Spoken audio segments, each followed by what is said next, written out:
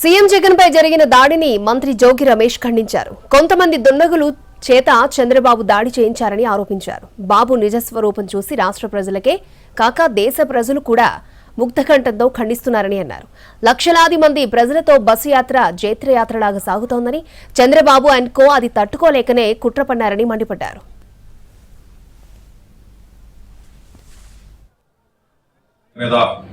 కొంతమంది ఆ దుండగుల చేత దాడి చేయించిన నవరూప రాక్షసుడైన నారా చంద్రబాబు నాయుడు నిజస్వరూపం రాష్ట్ర ప్రజలకే కాదు దేశ ప్రజలకు మొత్తం కూడా నారా చంద్రబాబు నాయుడు కిరాతక దుశ్చర్యని అందరూ కూడా ముక్త కంఠంతో ఖండిస్తున్న పరిస్థితులు మనం చూసాం.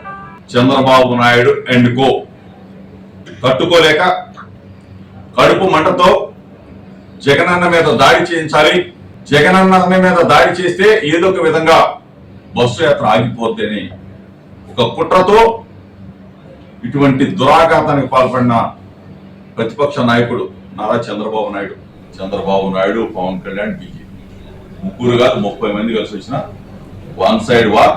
వైఎస్ఆర్ కాంగ్రెస్ పార్టీ జెండా ఎగరబోతా ఉంది. జగనన్న మరలా బ్రహ్మాండమైన మెజార్టీ, అంటే మేము ఊహించిన మెజార్టీ కూడా వస్తుంది.